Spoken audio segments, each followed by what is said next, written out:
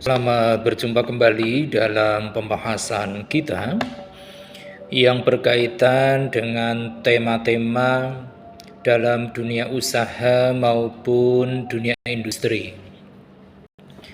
Dan pada kesempatan yang amat baik ini, kita membahas tema tentang merek ataupun brand, di mana merek itu sendiri merupakan suatu tanda ataupun simbol yang terdiri dari nama, istilah, gambar, logo, lambang, desain, ataupun kombinasi dari kesemuanya itu yang ditujukan untuk mengidentifikasikan dan juga mendefinisikan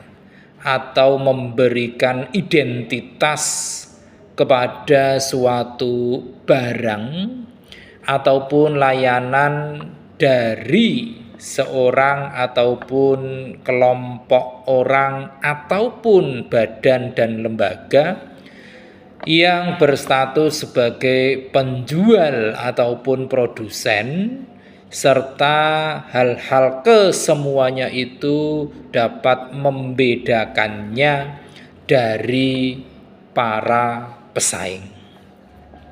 Nah, di dalam merek itu sendiri ada beberapa bagian yang merupakan pokok dari merek, yang mana merek itu yang pertama ada bagian yang disebut dengan nama merek, atau lebih sering dikenal dengan istilah brand name, di mana nama merek ataupun brand name ini merupakan sebagian dari merek dan yang diucapkan. Ini nama merek. Kemudian yang kedua itu ada tanda merek, atau lebih sering digunakan dengan istilah brand merek, yang mana tanda merek ataupun brand merek ini merupakan sebagian dari merek yang dapat dikenal tetapi tidak dapat diucapkan, seperti misalnya lambang, kemudian desain, ada juga huruf ataupun warna-warna khusus. Kemudian yang ketiga itu ada tanda merek dagang ataupun trademark, di mana tanda merek dagang ini ataupun trademark ini merupakan suatu merek atau sebagian dari merek yang dilindungi oleh hukum karena kemampuannya di dalam menghasilkan sesuatu yang istimewa. Ini adalah tanda merek dagang. Kemudian selanjutnya yang keempat yaitu hak cipta atau copyright, yang mana hak cipta ataupun copyright ini merupakan suatu hak istimewa yang dilindungi oleh undang-undang untuk memproduksi, menerbitkan, dan menjual karya tulis, karya musik, atau karya seni yang lain. Ini adalah bagian dari merek. Dan merek itu pun memiliki beberapa fungsi di dalamnya, yang mana fungsi merek yang pertama itu adalah fungsi indikator sumber, di mana fungsi indikator sumber ini digunakan untuk menunjukkan bahwa suatu produk itu bersumber secara sah pada suatu unit usaha, dan karena itu juga berfungsi untuk memberikan indikasi bahwa produk tersebut dibuat secara profesional. Ini adalah fungsi yang pertama dari merek, yaitu fungsi indikator sumber. Kemudian fungsi yang kedua dari merek yaitu fungsi sugestif, yang mana fungsi sugestif ini merek memberikan kesan bahwa dia akan menjadi kolektor produk-produk tersebut. Ini fungsi merek yang kedua, yaitu fungsi sugestif. Kemudian fungsi merek yang ketiga yaitu fungsi indikator kualitas, yang mana merek dalam hal ini berfungsi sebagai jaminan kualitas, utamanya dalam kaitannya dengan produk-produk yang dapat dikategorikan bergengsi. Itu tadi beberapa fungsi dari merek. Selanjutnya, merek juga memiliki beberapa manfaat, utamanya bagi mereka-mereka yang memiliki merek. Yang pertama, bahwa merek itu dapat dijadikan sebagai sarana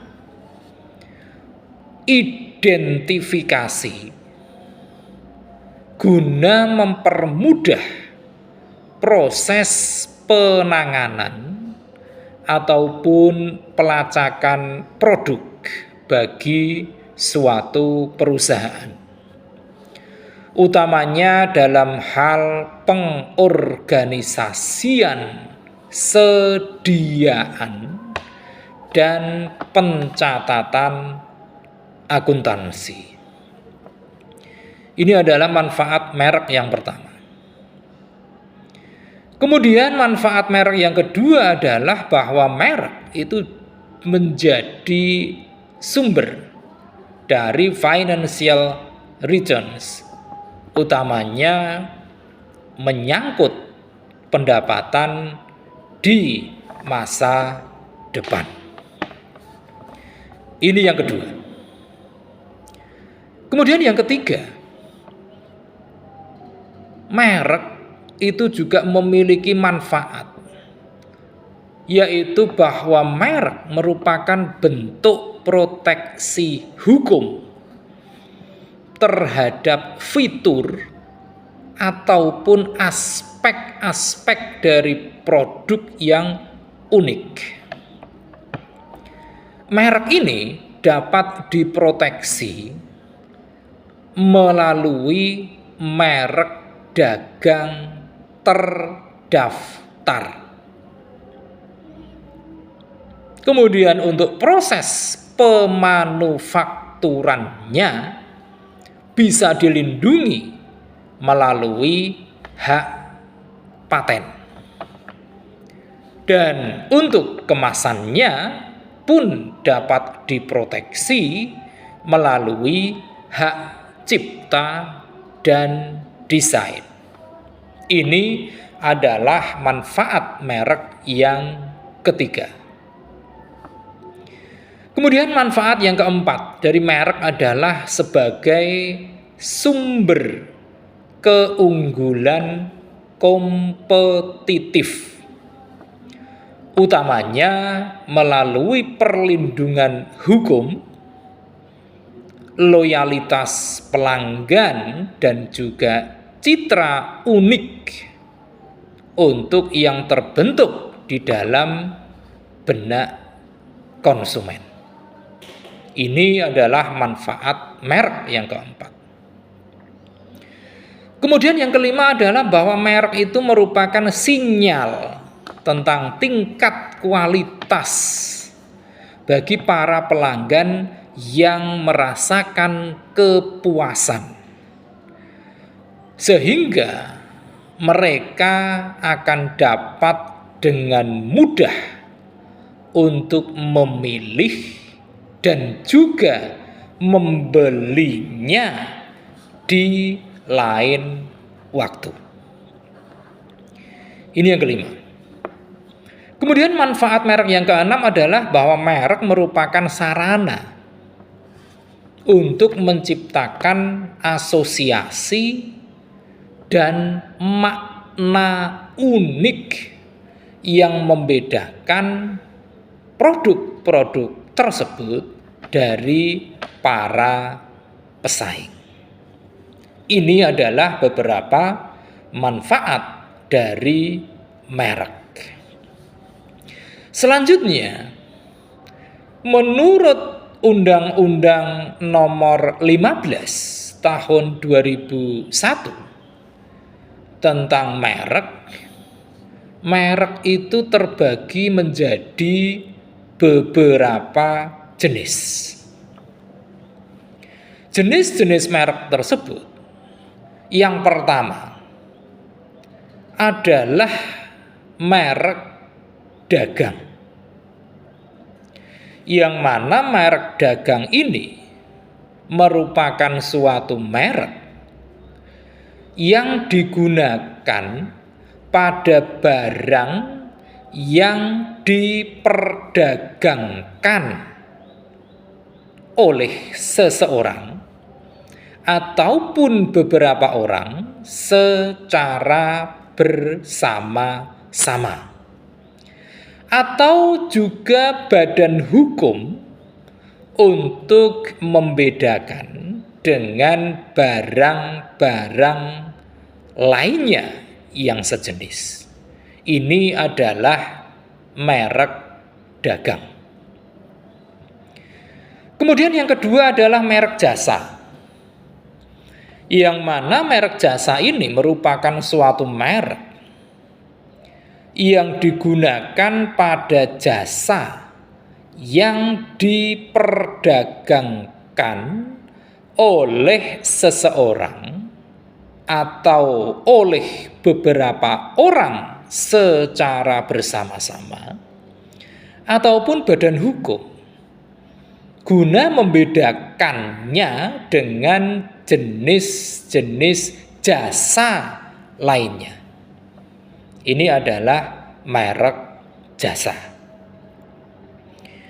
Kemudian berikutnya yang ketiga yaitu merek kolektif, yang mana merek kolektif ini merupakan suatu merek yang digunakan pada barang dan atau jasa dengan karakteristik yang sama yang diperdagangkan oleh beberapa orang ataupun badan hukum secara bersama-sama untuk membedakannya dengan barang dan atau jasa sejenis lainnya.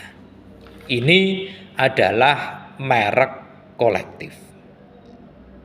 Ketiganya itu merupakan jenis-jenis dari merek menurut Undang-Undang tentang merek. Nah, selanjutnya, apabila kita mengacu kepada wujudnya, maka merek itu dapat dibagi menjadi beberapa jenis juga. Yang pertama, itu adalah merek lukisan. Di mana untuk merek lukisan ini memiliki daya pembeda dalam wujud lukisan ataupun gambar antara barang ataupun jasa yang satu dengan barang ataupun jasa lainnya yang sejenis. Misalnya saja untuk merek lukisan ini di pasaran ada suatu produk merek yang disebut dengan memiliki merek kuda terbang. Maka merek di situ yang paling dapat dipahami oleh audiens ataupun konsumen itu adalah dalam bentuk lukisan ataupun gambar yang berupa kuda terbang. Ini yang pertama. Kemudian yang kedua itu ada merek kata. Yang mana untuk merek kata ini memiliki daya pembeda dalam bunyi kata antara barang ataupun jasa yang satu dengan barang ataupun jasa lain yang sejenis. Misalnya saja untuk merek kata ini adalah iklan ataupun produk dengan merek Pepsodent. Ini merupakan salah satu jenis contoh merek berupa kata untuk produk pasta gigi. Kemudian yang ketiga itu ada merek huruf atau angka. Di mana untuk merek huruf ataupun angka ini memiliki daya pembeda dalam wujud huruf ataupun angka antara barang ataupun jasa yang satu dengan barang ataupun jasa lainnya yang sejenis. Misalnya saja di pasaran ada suatu produk yang berhubungan dengan dunia kuliner, yaitu produk kecap. Yang mana ada salah satu produk yang mereknya itu berupa huruf, yaitu kecap A, B, C. Nah, ini dapat dijadikan contoh untuk merek huruf atau angka. Kemudian yang keempat itu ada merek nama. Untuk merek nama ini memiliki daya pembeda dalam wujud nama antara barang ataupun jasa satu dengan barang ataupun jasa lainnya yang sejenis. Misalnya saja kita mungkin sebagian pernah mendengar ada produk tas yang memiliki merek Louis Vuitton. Ini sejatinya Louis Vuitton itu adalah nama orang sebagai pencetus awal merek tersebut. Nah, ini masuk dalam kelompok merek nama. Kemudian yang kelima itu ada merek kombinasi. Di mana untuk merek kombinasi ini memiliki daya pembeda dalam wujud lukisan ataupun gambar dan juga kata antara barang ataupun jasa satu dengan barang ataupun jasa lainnya yang sejenis. Misalnya saja di pasaran ataupun di berbagai gerai, utamanya gerai jamu, itu ada salah satu merek yang sangat terkenal yaitu Nyonya Menir. Nah, merek Nyonya Menir ini merupakan gabungan antara lukisan ataupun gambar seorang wanita dan juga ada kata-kata Nyonya Menir. Nah, ini termasuk dalam contoh untuk merek kombinasi. Itulah sedikit pemahaman kita tentang merek. Mudah-mudahan ini membawa manfaat yang besar untuk perluasan wawasan kita bersama, dan kita akan membahas tema-tema menarik lainnya pada sesi-sesi berikutnya. Terima kasih atas perhatian Anda semua. Jangan lupa setelah menyaksikan tayangan ini silakan klik di layar Anda untuk like, komen, dan tentu saja share dan subscribe.